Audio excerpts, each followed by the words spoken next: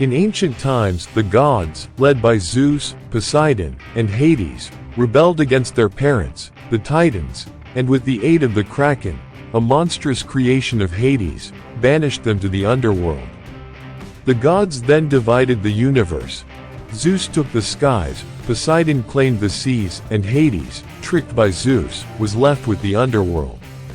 They created mortals whose faith ensured their immortality.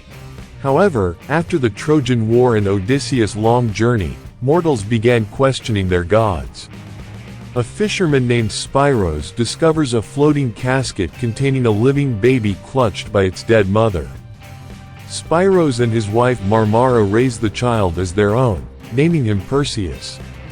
One night, Perseus tells Spyros that someday he will have a brother or a sister.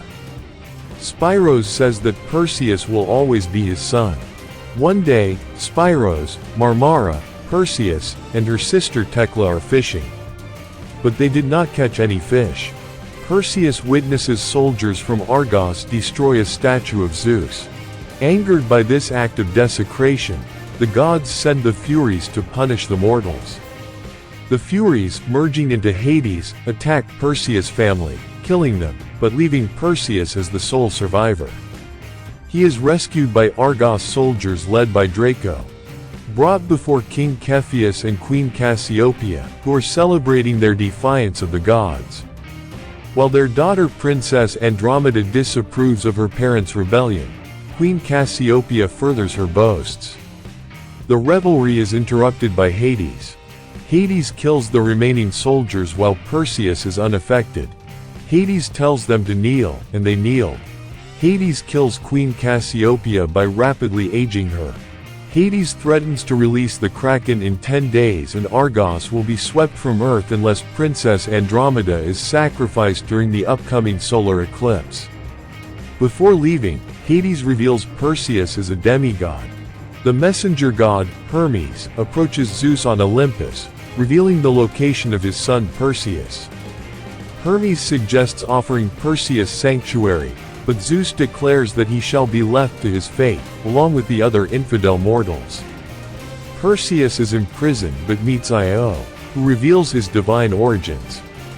King Acrisius once defied the gods, and Zeus, in retaliation, disguised himself as Acrisius to impregnate his wife, Queen Danae. In a rage, Acrisius cast Danae and the newborn Perseus into the sea. Zeus also cursed Acrisius, transforming him into the monstrous Calibos. Io explains that she has watched over Perseus his entire life, believing he is destined to stand against the gods. With the cult of Hades demanding Andromeda's sacrifice, King Cepheus begs Perseus to lead a mission to the Stygian witches to find a way to kill the Kraken. Seeking revenge for his family's death, Perseus agrees.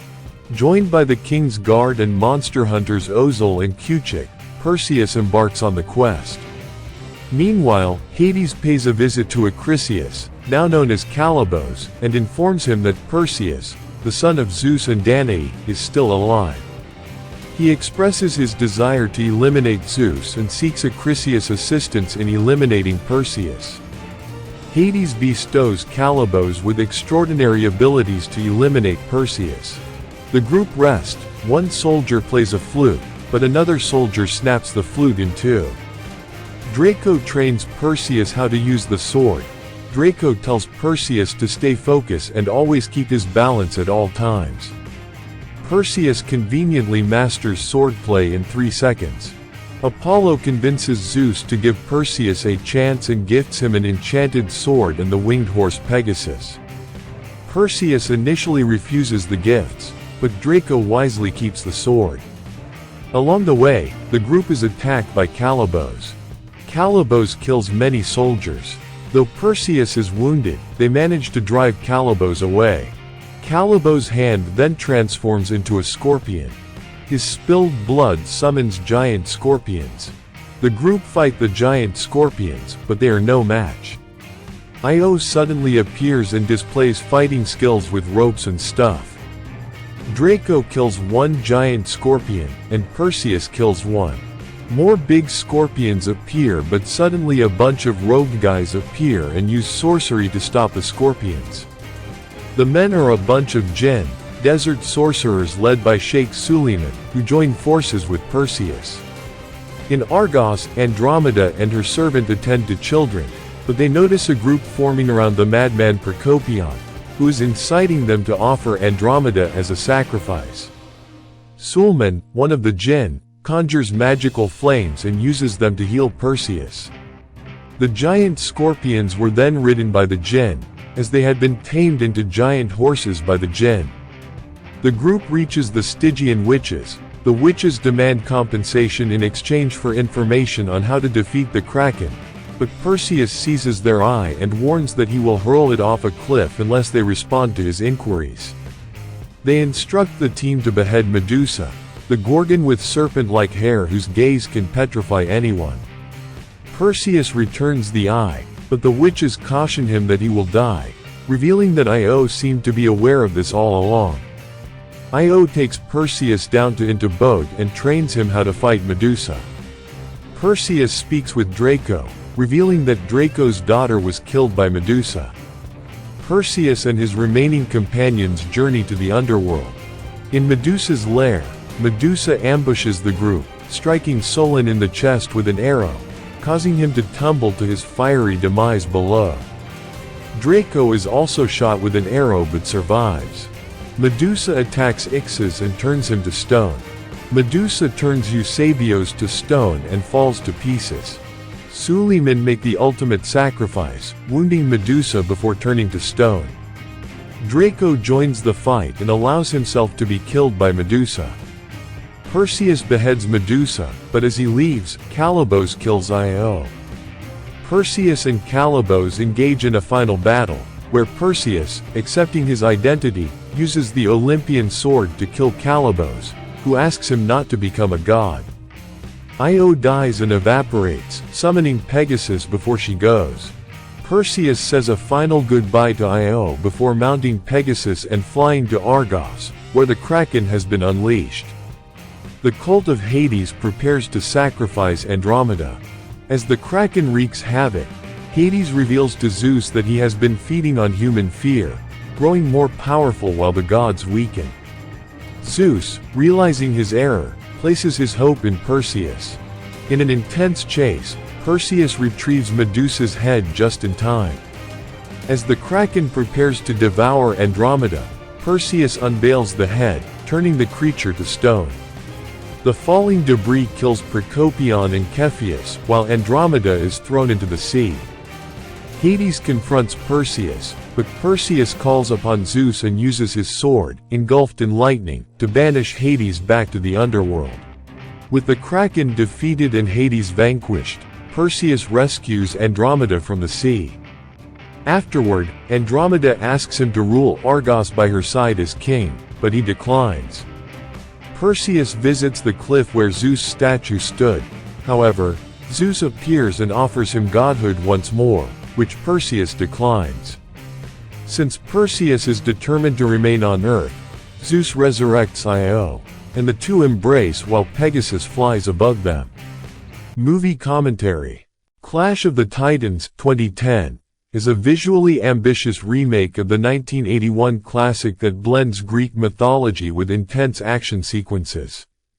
Directed by Louis Leterrier and starring Sam Worthington as Perseus, it reimagines the myth of the demigods' battle against gods and monsters, focusing on a grand quest to defeat the Kraken and the impending doom it brings to the city of Argos.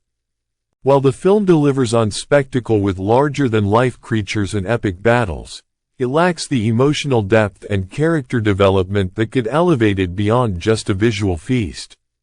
One of the movie's highlights is the cast, led by Liam Neeson as Zeus and Ralph Fiennes as Hades. Their performances give weight to the rivalry between the gods, and the film does a good job of portraying the divine conflict and its impact on the mortal world. However, the gods' characters feel underexplored. Despite a strong cast, the focus on CGI battles and fast pacing often overshadows the nuances of these mythological figures. The movie explores themes of fate, free will, and defiance against divine powers.